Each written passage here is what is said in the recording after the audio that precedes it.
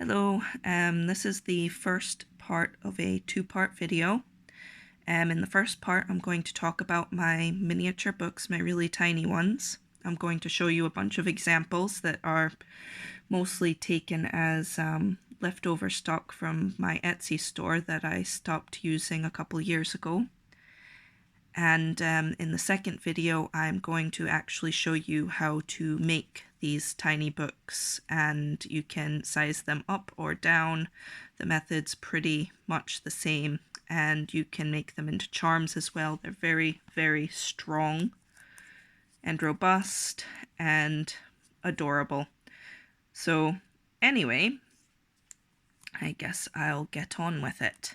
About 6 years ago, I started making miniature books. I was just interested in bookbinding, and I love miniatures. I love miniature anything.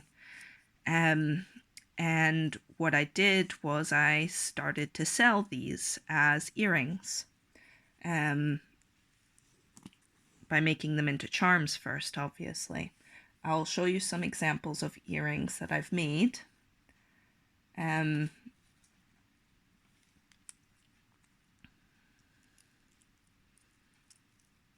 Here's one pair. I went a little crazy with the cover.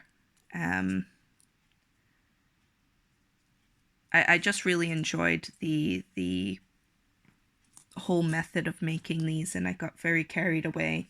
And you know what? They sold. They sold really well on Etsy, and that is until a bunch of people had the same idea, and they started making, well, I'd call them inferior because they seem to be like actual, they weren't making them from scratch. They were getting like dollhouse miniature books, poking a hole in them and making them into earrings.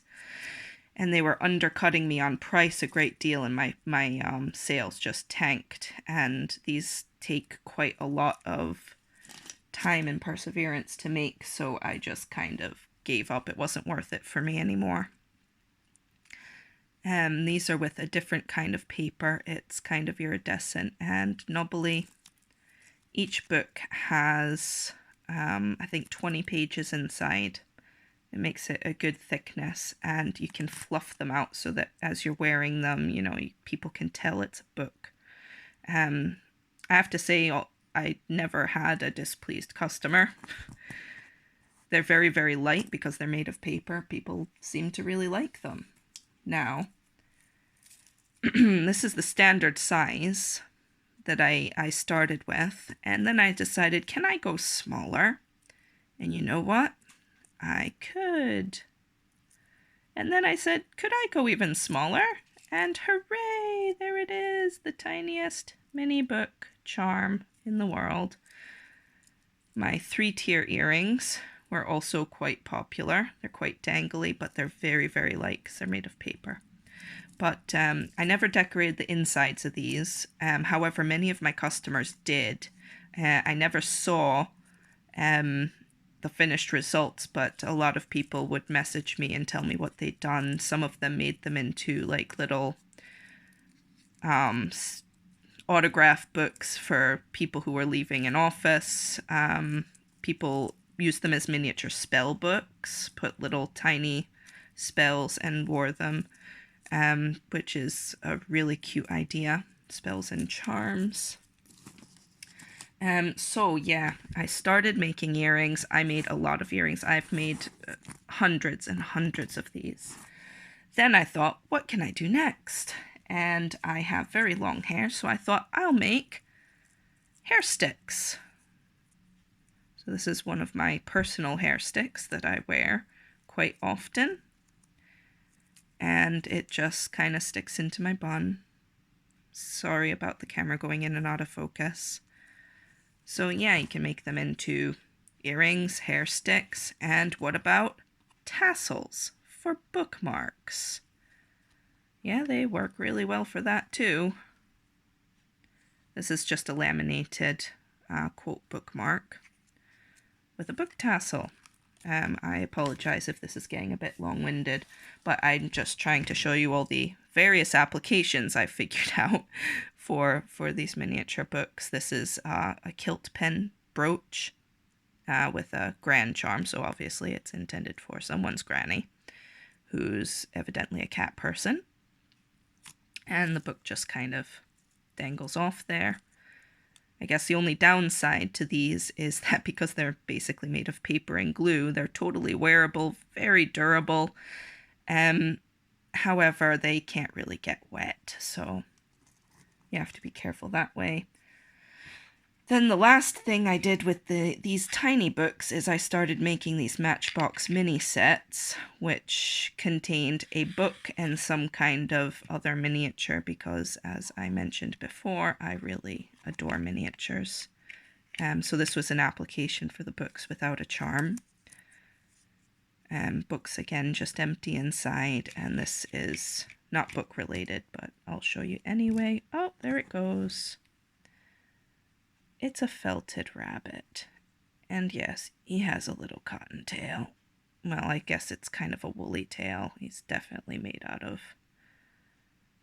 Actually, he's possibly made out of acrylic fibers. I don't actually remember. I had both. I no longer felt either. That was just a brief crafty spell that really upset my wrists.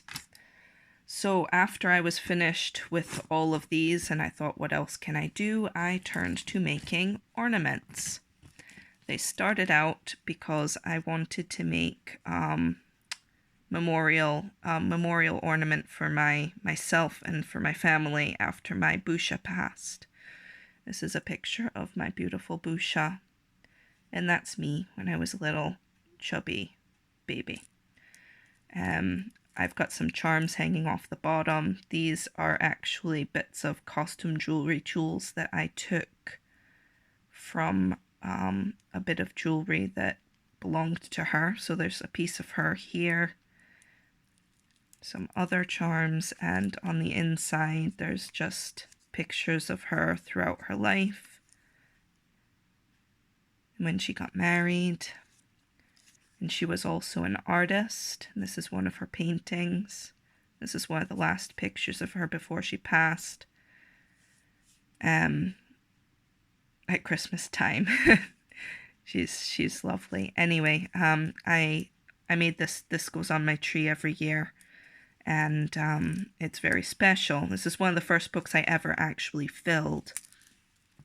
Now, after I did that, I thought, well, maybe other people would want to do the same. So I started selling these on Etsy as well, and many people bought them for many reasons and filled those up, but again, I just sold them empty. There's a couple other examples of ones I did. These are resin charms that I made during my resin charm experimenting days.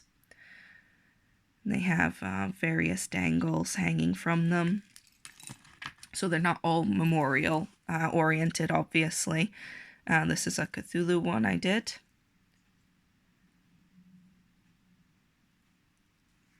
Back when I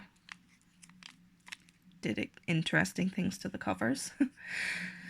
So yeah, that's pretty much all of my various books before I closed my Etsy store, because as I mentioned at the beginning, my sales had really tanked.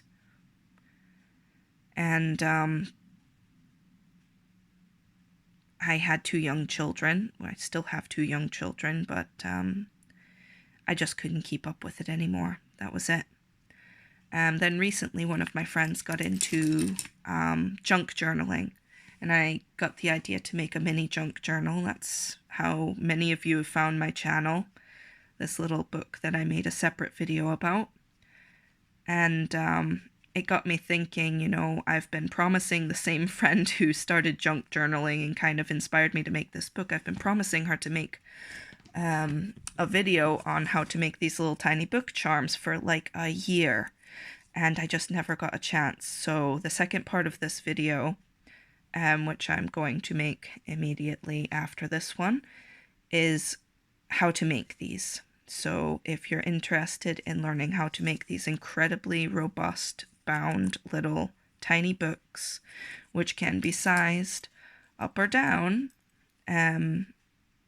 keep your eyes peeled, because the other video is going to be probably uploaded at the same time, actually, and it will be on my channel as well. So that's it.